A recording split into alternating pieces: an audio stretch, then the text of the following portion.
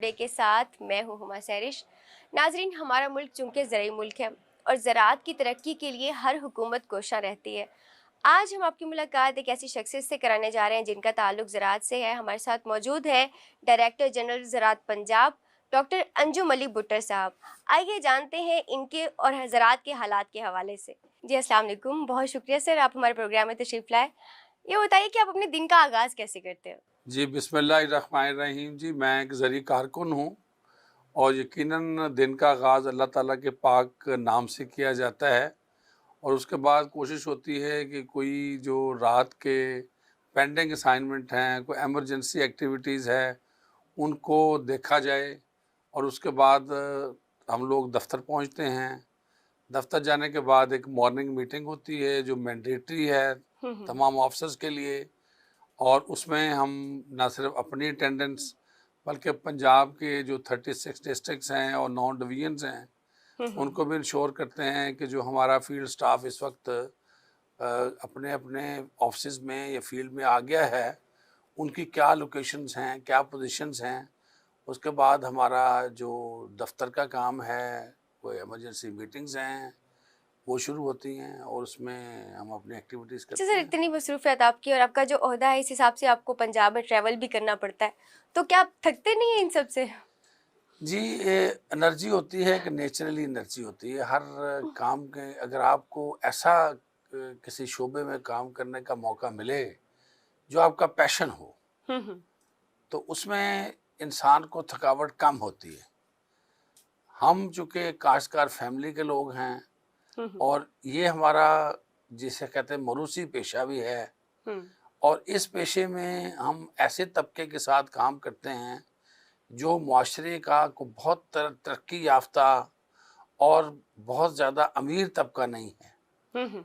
तो काश्तकार के साथ काम करना, काश्तकार की मुआशी व माशरती हालत को बेहतर करना हम्म। और पंजाब को एक मुनाफा बख्श ज़राअत देना, ताकि पाकिस्तान के अंदर जितने शहरी हैं हम्म। उनको खुराक अच्छी, सस्ती, न्यूट्रिशियस और सेफ मिले और उसको उगाने वालों को भी पूरे पैसे मिलें बिल्कुल और ऐसा ही। उनकी फ़ी एकड़ पैदावार भी बढ़े, तो और माहौलियाती आलूदगी भी ना फैले। हम्म। और इससे जो आदमी को तमानियत होती है तो उससे आदमी नहीं थकता। और यकीनन जो ज़राअत है हम्म। वो एक पेशा भी है और इबादत भी है, बिल्कुल इसका ऐसा ही। अजर अल्लाह ताला के पास भी है। तो इसलिए इस एनर्जी के साथ और इस जज्बे के साथ हम अपने दिन का आगाज़ भी करते हैं और कोशिश करते हैं हम्म। कि जितना मैक्सिमम हम अपने काश्तकार की खिदमत के लिए हुकूमती पॉलिसीज़ के साथ डिलीवर कर सकें उतना कम है। गंदम की पैदावार हुई थी, वो माशाल्लाह बहुत अच्छी हुई थी, और दाल मूंग की पैदावार ने भी रिकॉर्ड तोड़े हैं। अब कपास की जो इनिशियल सूरत हाल है वो क्या जा रही है, उसकी क्या रिपोर्ट्स हैं? इस साल अल्लाह ताला की बरकत बहुत ज़्यादा कपास के ऊपर रही। हम्म। हम बहुत ज़्यादा हाई टेम्परेचर में नहीं गए, कोई पेस्ट आउटब्रेक नहीं हुआ, हम्म। और जिसकी वजह से हमें जो पहले 70 80 90 दिन हैं उसमें हम्म। एक रिलीफ मिला। और उस रिलीफ को कायम करने के लिए हमने कोई बायो एक्सट्रैक्ट का इस्तेमाल किया। हम्म। और बाकी मैंने जो पहले बात की हम्म। उसी तरह काश्तकारों को भी कन्विंस किया कि आप ज़रूरत के वक्त अपनी फसल को पहचानते हुए उसमें स्प्रे करें। हमने हम्म। जहाँ पे पेस्ट स्काउटिंग की बात की वहाँ पे हमने वाटर स्काउटिंग की बात भी की, सही। वहाँ हमने खाद के बेहतर और टाइमली इस्तेमाल की बात भी की। हम्म। तो इस कम्बिनेशन के साथ, हम्म। जिसको हम आईपीएम के साथ, हम्म। बेहतर पानी के इस्तेमाल के साथ, सही। बेहतर खाद के इस्तेमाल के साथ अच्छी कपास की तरफ बढ़े हैं। हम्म। और इस साल पिछले साल की निस्बत यकीनन फी एकड़ पैदावार अच्छी की रिपोर्ट्स आ रही हैं। इंशाल्लाह। लेकिन हम इसको रिवाइवल की बात करते हैं। हम्म। हम काश्तकार से ये तवक्का रखते हैं हम्म। कि इस वक्त चूँकि कपास की 1-2 पिकिंग हो चुकी हैं, हम्म। अब काश्तकार को ज़्यादा चुस्त दुरुस्त होने की ज़रूरत है। अब जितनी पिकिंग्स होंगी, हम्म। जितनी चुनाइयाँ होंगी, वो हम्म। काश्तकार के मुनाफे में होंगी, सही। क्योंकि कपास खर्चे वाली फसल है। हम्म। खर्चा काश्तकार ने कर दिया। अब तो अभी तक काश्तकार का खर्चा पूरा हुआ या अभी नहीं हुआ, तो आगे वाली फसलों के ऊपर इस वक्त मिली बग का, हम्म। इस वक्त विल्टिंग का, हम्म। इस वक्त सफेद मक्खी का, इस वक्त गुलाबी सुंडी का हमला बहुत सारी जगह पे नजर आ रहा है। सही। इसलिए मेरी काश्तकार भाइयों से गुजारिश होगी हुँ, कि हुँ। वो अपने खेतों में ज्यादा तनदेही से काम करें हुँ, हुँ। और हुकूमत की तरफ से हुँ, हुँ। अब आज 300 रुपए पर स्प्रे और 4 स्प्रेयों तक हुँ। 1200 रुपए फी एकड़ व्हाइट फ्लाई या सफेद मक्खी पर हुँ, हुँ। सब्सिडी दी जा रही है।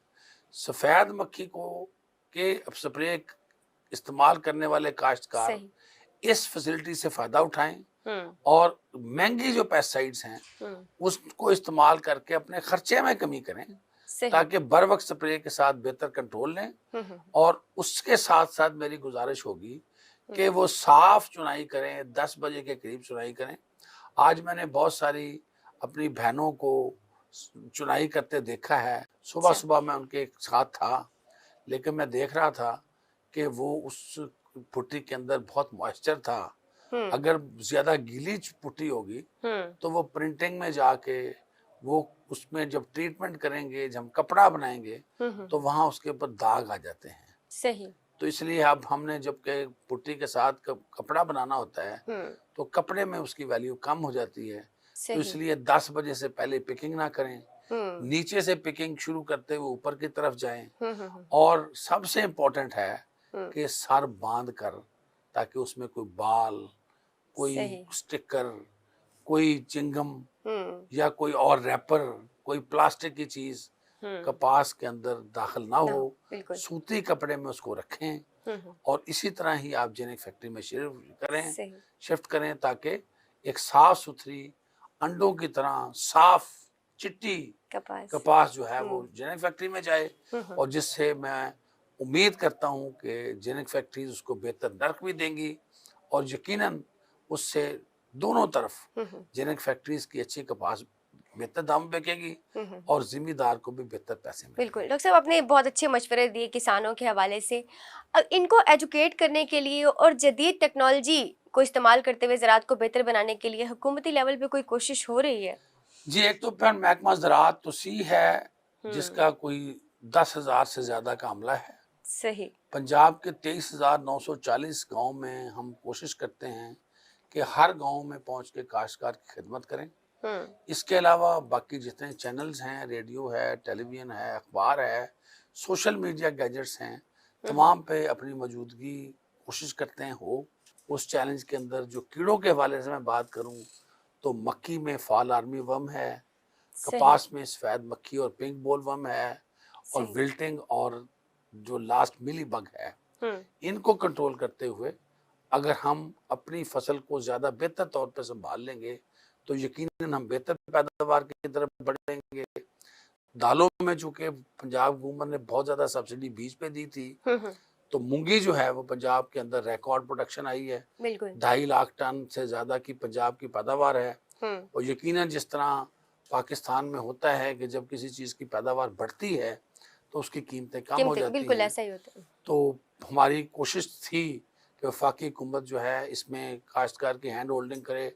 और जो हुँ, अभी तक खबरें आ रही हैं हुँ, कि हुँ। हुकूमत पाकिस्तान ने को 50,000 टन मूंगी खरीदने का फैसला किया है, वो अच्छा। जल्दी मार्केट में आ जाएंगे तो काश्तकार को ज़्यादा से ज़्यादा हुँ, हुँ। इस फसल से भी मुनाफा मिलेगा। हुँ, तो हालात इस वक्त और मौसमी हालात भी इस वक्त हुँ। काश्तकारी के हक में हैं। सही। आगे हम गंदम की तरफ बढ़ रहे हैं। हुँ, गंदम में बहुत बड़ा चैलेंज हमारे लिए खाद का है।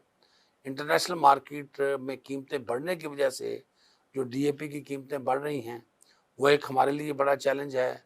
यूरिया के कुछ प्लांट बंद थे जिसकी वजह से यूरिया का मसला आ सकता है। हुँ। तो वफाकी हुकूमत बड़ी एक्टिवली इन दोनों चीज़ों पर काम कर रही है।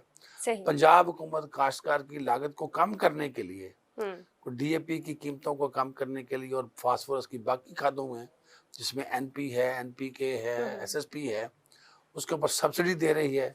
वोचर सही। बेस्ड सब्सिडी है। काश्तकार को वो फैसिलिटी मिलती रहेगी। हुँ, हमको 4 बिलियन रुपया पंजाब हुकूमत से ले रहे हैं, अच्छा। फेडरल गवर्नमेंट से भी को 8 बिलियन ले रहे हैं हुँ, हुँ, हुँ। ताकि इस सब्सिडी को आगे लेके चलें। सही। और मैं काश्तकार भाइयों को ये ज़रूर गुजारिश करूँगा हुँ, हुँ। कि पंजाब में जो सब्सिडी का प्रोग्राम है वो काश्तकार की जो माली हालत को बेहतर करने के लिए जारी रहेगा, काश्तकार को बेहतर टेक्नोलॉजी फराहम करने के लिए जारी रहेगा, सही। लेकिन वो किसान कार्ड के जरिए होगा। काश्तकार जल्दी से जल्दी किसान कार्ड बनाएं, सही। और जितने किसान कार्ड जल्दी बनाएंगे उतना ही काश्तकार उस सब्सिडी को एक सहल और आसान तरीके में लेने के काबिल हो जाएगा। सही। हुकूमत पंजाब जल्दी इसमें बहुत सारी और मुराद लेके आ रही है, जिसमें कर्जा हो कि सूद के ऊपर कर्जा हो सकता है जिसका इंटरेस्ट गवर्नमेंट बेयर करेगी, जिसमें मोबाइल की सब्सिडी हो सकती है, जिसमें इम्प्लीमेंट्स की सब्सिडी हो सकती है, अच्छा। जिसमें और बहुत सारे लवाजमात हैं। अगले कुछ दिनों के अंदर आप सही। देखते जाएंगे कि किसान कार्ड के जो हसूल वाले हैं, जिनके पास किसान कार्ड होगा, उसके लिए हुकूमत पंजाब ऐलान करेगी। इसलिए ज़रूरी है कि किसान कार्ड हर जिम्मेदार बनवाए। जिसके नाम ज़मीन है सही। वो अपनी पहली फुर्सत में किसान कार्ड बनाए, ताकि हुकूमत की तरफ से इन मुराद में न सिर्फ हिस्सेदार हो बल्कि इनका बेहतर इस्तेमाल करके अपनी पैदावार बढ़ाए। ठीक है जी, आपने बहुत अच्छे मशवरे दिए किसानों को, और ख़ासतौर पे जो किसान कार्ड के हवाले से, जो सब्सिडी है उसके हवाले से।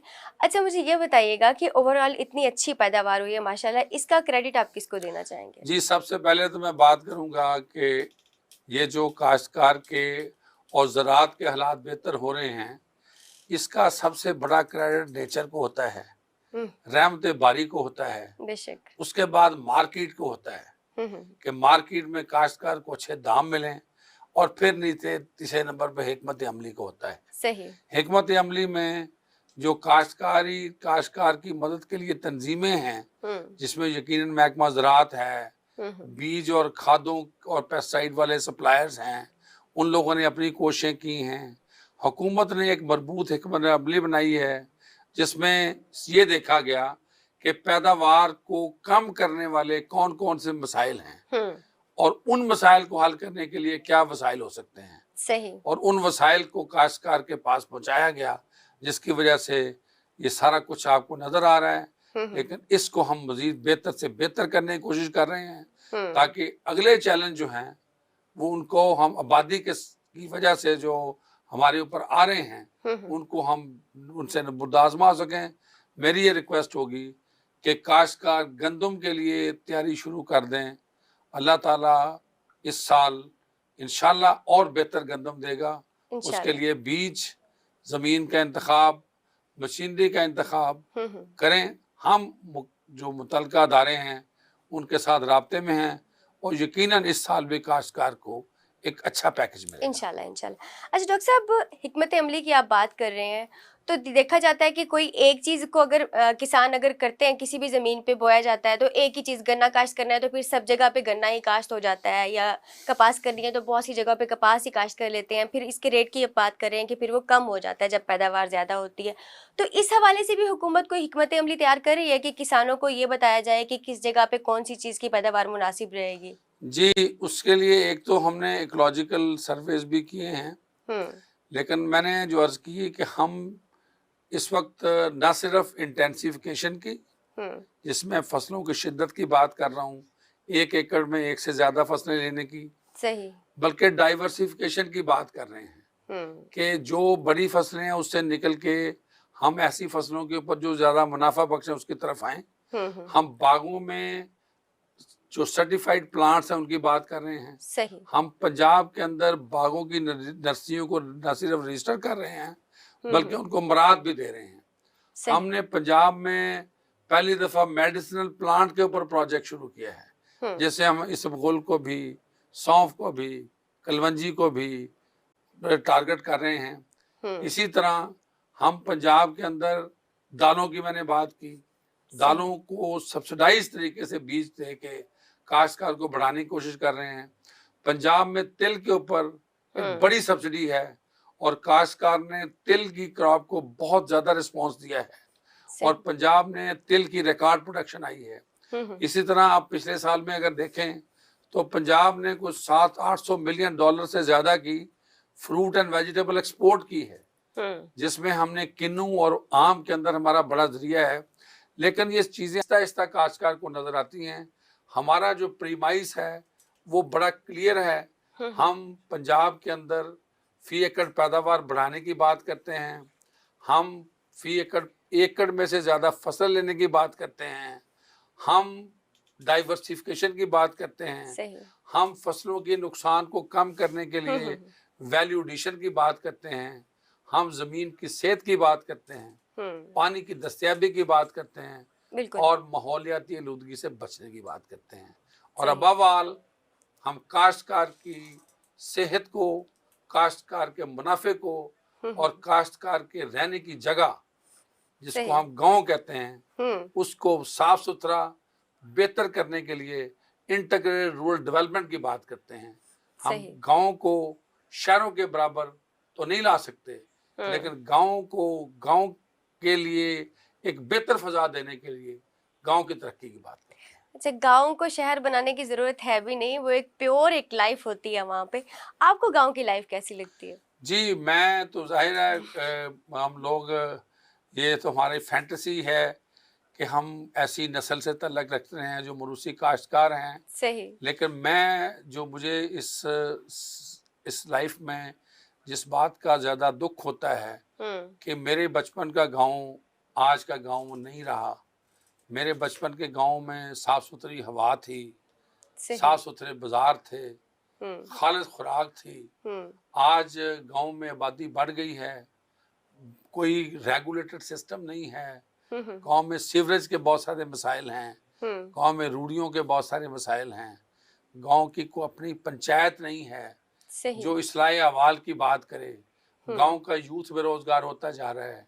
गांव के अंदर जो इज्तिमाई मशवरे के साथ तरक्की की बात हम कम कर रहे हैं, उसकी वजह से गांव में कोई तरक्की जो है उस तरह हो नहीं रही।